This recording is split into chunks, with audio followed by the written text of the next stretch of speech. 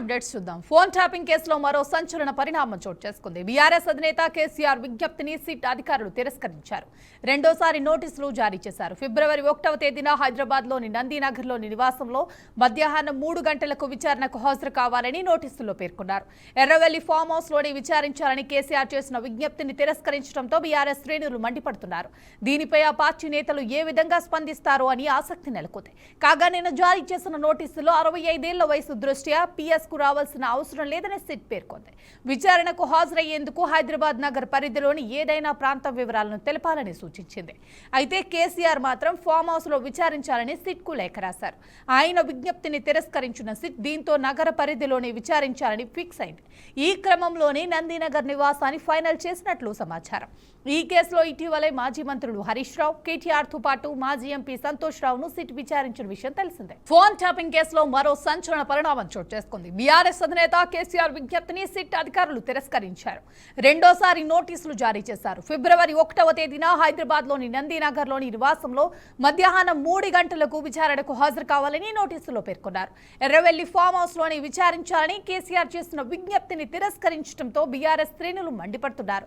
దీనిపై ఆ పార్టీ నేతలు ఏ విధంగా స్పందిస్తారో అని ఆసక్తి నెలకొంది. కాగా నిన్న జారీ చేసిన నోటీసుల్లో 65 ఏళ్ల వయసు దృష్ట్యా పిఎస్ కు రావాల్సిన అవసరం లేదని సిట్ పేర్కొంది. విచారణకు హాజరయ్యేందుకు హైదరాబాద్ నగర పరిధిలోని ఏదైనా ప్రాంతం వివరాలను తెలపాలని సూచించింది. అయితే కేసీఆర్ మాత్రం ఫామ్ హౌస్ లో విచారించాలని సిట్ కు లేఖ రాశారు. ఆయన విజ్ఞప్తిని తిరస్కరించిన సిట్ దీంతో నగర పరిధిలోనే విచారించాలని ఫిక్స్ అయింది. ఈ క్రమంలోనే నందీనగర్ నివాసాన్ని ఫైనల్ చేసినట్లు సమాచారం. ఈ కేసులో ఇటీవలే మాజీ మంత్రులు హరీష్ రావు, కేటీఆర్ తో పాటు మాజీ ఎంపీ సంతోష్ రావును సిట్ విచారించిన విషయం తెలిసిందే. ఏపీ సీఎం చంద్రబాబు సొంత నియోజకవర్గం కుప్పంలో పర్యటిస్తున్నారు. 3 రోజుల పర్యటనలో భాగంగా కుప్పంలో పలు అభివృద్ధి కార్యక్రమంలో పాల్గొంటున్నారు. మొదటి రోజు కుప్పంలో టీచర్ ట్రైనింగ్ అకాడమీని ప్రారంభించిన ముఖ్యమంత్రి చంద్రబాబు నాయుడు పలు విషయాలపై చర్చించారు. మెడ్టెక్ పార్క్ నుంచి కావాల్సిన మెడికల్ ఎక్విప్మెంట్స్ ని అన్ని సప్లై అవుతున్నాయన్నారు. తాను తయారు చేసిన జినోమ్ వాల్యూలోని భారత్ బయోటెక్ నుంచి 100 దేశాలకు వ్యాక్సిన్స్ పంపమన్నారు. మెడ్టెక్ పార్క్ పెట్టాం. మెడ్టెక్ పార్క్ పెడితే ఆ మెడ్టెక్ పార్క్ నుంచి ఏవైతే మనకు కావాల్సిన మెడికల్ ఎక్విప్మెంట్ అంతా ఇక్కడి నుంచే మనం తయారు చేస్తున్నాం. విశాఖపట్నంలో మ్యానుఫ్యాక్చర్ చేస్తున్నాం.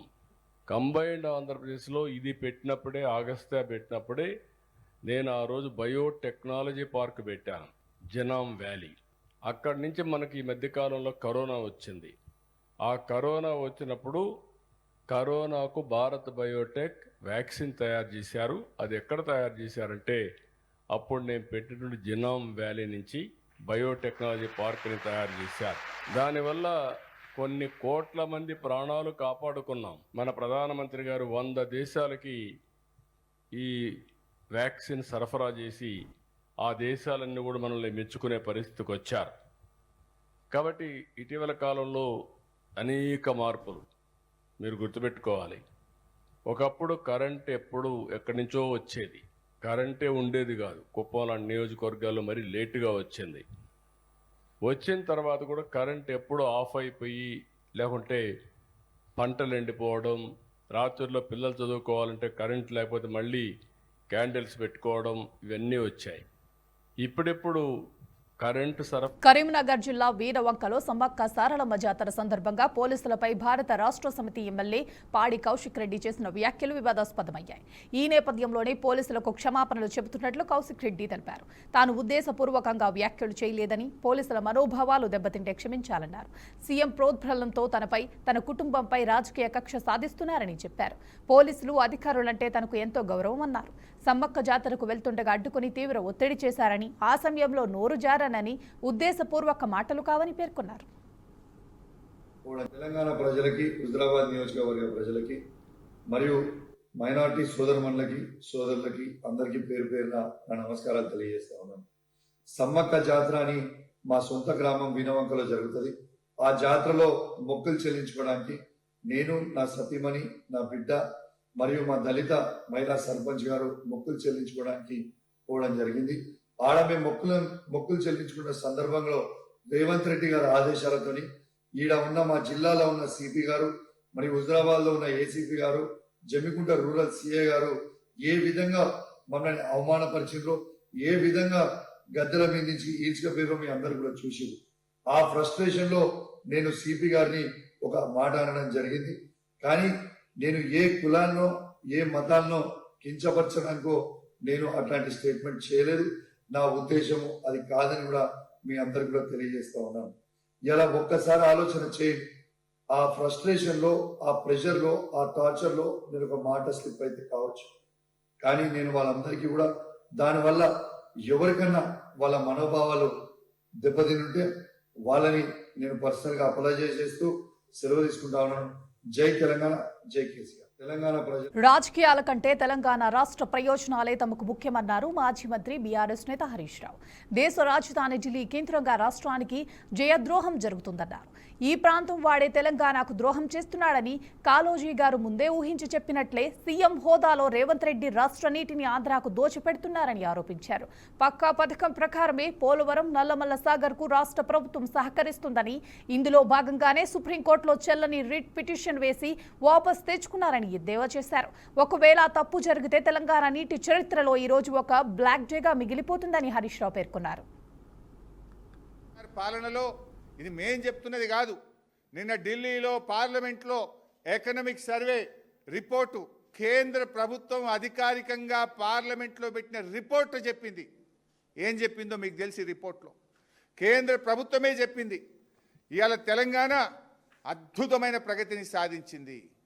2,20,00,000 ఎకరాల మాగానిగా తెలంగాణను 9 ఏళ్ల బీఆర్ఎస్ పాలనలో జరిగిందని చెప్పి ఈ రిపోర్ట్ చాలా స్పష్టంగా చెప్పింది. ఇవాళ దాదాపు 32 లక్షల ఎకరాల ఆయకట్టును బీఆర్ఎస్ సాధించింది కదా. అందువల్లనే పంటల ఉత్పత్తి పెరిగింది, సాగు విస్తీర్ణం పెరిగింది. అప్పుడప్పుడు ఊకే పొద్దుగా లేస్తే మా మీద నోరు బారేసుకునే బండి సంజయ్, కిషన్ రెడ్డిలు ఇప్పటికైనా నోరు మూస్తే మంచిది. సోయి తెచ్చుకోండి. ఇది మేం చెప్పలే, మీ కేంద్ర ప్రభుత్వం, మీ బీజేపీ ప్రభుత్వం కేసీఆర్ పాలన ఎంత అద్భుతంగా జరిగిందో, ఎంత గొప్ప ఆయకట్టు సాధించిందో, తెలంగాణ ప్రగతి పథంలో ఎట్లా ప్రేరించిందో మీ కేంద్ర ప్రభుత్వం ఇచ్చిన రిపోర్ట్ ఇది. ఇప్పటికైనా కళ్ళు తెరవండి. అనవసరంగా బీఆర్ఎస్ మీద నోరు బారేసుకోకండి. This is the work we have done. పరిస్థితి ఏమైందంటే మొద్దు నిద్రపోతుంది. ఈ ప్రభుత్వం కుంభకర్ణుడిలాగా నిద్రపోతూ ఉంది. ముళ్ళుగట్టబట్టి పొడిస్తే తప్ప ఈ ప్రభుత్వం నిద్రలేస్తలేదు.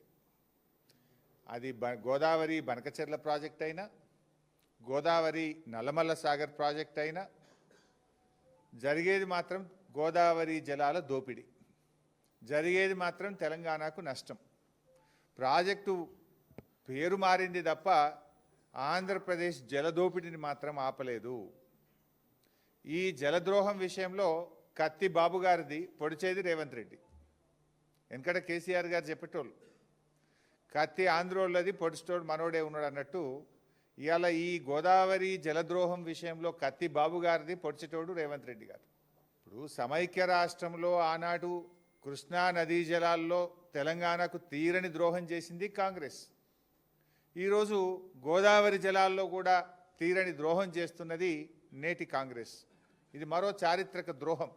బీఆర్ఎస్ ముళ్ళుగట్టబట్టి పొడిస్తే 30 నాడు ప్రెస్ మీట్ పెట్టి వీళ్ళ బండారం బయట పెడితే 1వ తారీఖు రాసిండ్రు. ఏమని రాసిండ్రు? కమిటీ అయితే వేసినాము, కానీ ఈ కమిటీ మీటింగ్కు 2 కండిషన్లు, ఈ 2 కండిషన్లు ఒప్పుకుంటేనే మేము ఢిల్లీలో మీటింగ్కి వస్తాము అన్నారు. ఏంటి మొదటి కండిషన్ ఏంటి? మొదటి కండిషన్ ఏమో ఆంధ్రప్రదేశ్ ప్రభుత్వము నల్లమల్ల సాగర్ డిపిఆర్ తయారీ ప్రక్రియను వెంటనే ఆపాలి, ఫస్ట్ కండిషన్. రెండవ కండిషన్ ఏంది? కేంద్ర ప్రభుత్వం సెంట్రల్ వాటర్ కమిషన్లో నల్లమల్ల సాగర్ అనుమతుల ప్రక్రియను తక్షణమే ఆపాలి. ఈ 2 కండిషన్లు మీరు ఒప్పుకుంటేనే ఢిల్లీలో మీటింగ్కు వస్తాము అని రాహుల్ బొజ్జా గారు, మన రాష్ట్ర ప్రభుత్వము ఈ ఉత్తరం రాసింది. నౌ మై క్వశ్చన్, ఈ 2 కండిషన్లు ఒప్పుకున్నారా? కేంద్ర ప్రభుత్వం మీకేమైనా మేము సిడబ్ల్యూసిలో అనుమతుల ప్రక్రియ ఆపాము అని లెటర్ రాసిందా? మీకేమైనా చెవులో చెప్పిందా? ఆ కాగితం బయట పెట్టండి. నంబర్ 2, ఆంధ్రప్రదేశ్ మేము Nallamala Sagar pre feasibility report తయారీ ప్రక్రియను ఆపేసినము అని ఆంధ్రప్రదేశ్ మీకు ఏమైనా హామీ ఇచ్చిందా? కమాన్ బయట పెట్టండి. నేను ఒక లెటర్ రాసిన, the letter has further raised objections that the state of Telangana is executing the following new projects: Kaleshwaram lift irrigation, Godavari lift irrigation phase 3, Sitarama lift irrigation project, Tupakulagudem, mission Bhagiratha Telangana drinking water supply project, మొన్న ముఖ్యమంత్రి ప్రారంభించిన Chanaka Korata project, Ramappa lake to Pakala lake diversion. ఇవన్నీ అక్రమ ప్రాజెక్టులు. వీటన్నిటినీ నిలిపివేయాలి. కేంద్ర ప్రభుత్వం ఈ ప్రాజెక్టులకు ఎట్లా అనుమతులు ఇస్తుంది? ఇది తెలంగాణ మొత్తం నీళ్ళన్ని వాడుకుంటుంది. తెలంగాణ మా ఆంధ్రాకు అన్యాయం చేస్తుంది. ఈ ప్రాజెక్టులన్నీ ఆపాలని ఆదిత్యనాథ్ దాస్ గారు సంతకం పెట్టి ఉత్తరం రాసి ఆ మీటింగ్లో మాట్లాడిన మినిట్స్ ఇవి. ఆ దొంగని ఇలా తెలంగాణ తరఫున తోలుతున్నాడు. దొంగ చేతికి తాళపు చేలిస్తుండు రేవంత్ రెడ్డి. తెలంగాణ ప్రాజెక్టులను అడుగడుగున వ్యతిరేకించిన వ్యక్తి ఆదిత్యనాథ్ దాస్. అసలు మీటింగ్ పోవుడే తప్పు. ఆ మీటింగ్కి ఎవరు తోలుతుండంటే దొంగ చేతికి తాళపు చేలి ఇచ్చినట్టు. తెలంగాణ ప్రాజెక్టులకు అడ్డుపడ్డ వ్యక్తి, తెలంగాణ ప్రాజెక్టుల మీద కోట్లలో స్టేలు తెచ్చిన వ్యక్తి, నరనరాన తెలంగాణ వ్యతిరేకతను మూటగట్టుకున్న వ్యక్తి ఆదిత్యనాథ్ దాస్ ఇప్పుడు తెలంగాణ తరఫున ఢిల్లీలో మీటింగ్ పోతారట. అంటే ఏం అర్థం చేసుకోవాలి? మాజీ మంత్రి అంబటి రాంబాబు సీఎం చంద్రబాబుపై తీవ్ర విమర్శలు గుప్పించారు. కల్తీ లడ్డు విషయంలో విష ప్రచారం చేస్తున్నారని ఫైర్ అయ్యారు. జగన్ హయాంలో అసలు కల్తీ జరగలేదని చెప్పారు. మొత్తం ఇప్పుడు చంద్రబాబు పాలనలోనే లడ్డూలో కల్తీ జరిగిందని ఆరోపించారు. చంద్రబాబు నాయుడు గారు ఇంత అనుభవజ్ఞుడు కదా, అసలు ఎందుకు ఈ కారణాలన్నీ జరుగుతూ ఉన్నాయి? అసలు ఎందుకు చంద్రబాబు నాయుడు గారు అధికారంలోకి వచ్చిన తరువాత గుర్తుపెట్టుకోమని మనం చేస్తున్నాం. చంద్రబాబు నాయుడు గారు అధికారంలోకి వచ్చిన తరువాత 2024 జూన్ 12వ తారీఖున, 2024 జూన్ 25వ తారీఖున, 2024 జూలై 6వ తారీఖున, 2024 జూలై 12వ తారీఖున ఈఆర్ డైరీ నుంచి లడ్డూ ప్రసాదానికి నెయ్యి ట్యాంకర్లు వెళితే ఆ నెయ్యి ట్యాంకర్ల నుంచి శాంపిల్స్ తీసుకున్నారు. ఇప్పుడు జరిగాయి జగన్మోహన్ రెడ్డి గారి టైంలో కాదు, సుబ్బారెడ్డి గారి టైంలో కాదు. సాక్షాత్తు చంద్రబాబు నాయుడు గారు ప్రమాణ స్వీకారం చేసిన తరువాత, శ్యామలరావు గారిని ఈవోగా వేసిన తరువాత ఈ శాంపిల్స్ అన్ని తీశారు. ఈ శాంపిల్స్ అన్ని తీసి పంపించారు. పంపించి దీనిలో కల్తీ ఉంది అనేటువంటి మాట మాట్లాడారు. వాళ్ళు ఇచ్చినటువంటి రిపోర్ట్స్ అన్ని కూడా పరిశీలించిన తర్వాత వాళ్ళు డిస్క్లైమర్ కూడా ఇచ్చారు కింద, ఈ పరిస్థితుల్లో ఇలా ఉండవచ్చు, ఇవి వాస్తవాలు కావు అని. దీని మీద పట్టుకొని ఎంత రాద్ధాంతం చేయాలో అంత రాద్ధాంతం చేశాడు చంద్రబాబు నాయుడు గారు. తనకున్న మీడియా బలంతో, తనకున్న అధికారంతో. ఎప్పుడు శాంపిల్స్ ఇవి? జగన్మోహన్ రెడ్డి గారి అధికారంలో ఉన్నప్పుడు శాంపిల్స్ కావు ఇవి. సుబ్బారెడ్డి గారి అధికారంలో ఉన్నప్పుడు శాంపిల్స్ కావు ఇవి. చంద్రబాబు నాయుడు గారు అధికారంలోకి వచ్చిన తర్వాత, శ్యామలరావుని నియమించిన తర్వాత, ఆయన వెళ్ళి దర్శనం చేసుకొచ్చిన తర్వాత జరిగినటువంటి శాంపిల్స్ లో కల్తీ ఉందని మా మీద బురదలే కార్యక్రమం చేశారు. దాని మీద సుప్రీంకోర్టుకు వెళ్తే సుప్రీంకోర్టు చివాట్లు పెట్టింది. దీని మీద మళ్ళా సెకండ్ ఒపీనియన్ కి వెళ్లవలసిందిగా చెప్పింది, సిబిఐని పురమాయించింది. ఆ తర్వాత జరుగుతున్న విషయాలు మీకు తెలుసు. చంద్రబాబు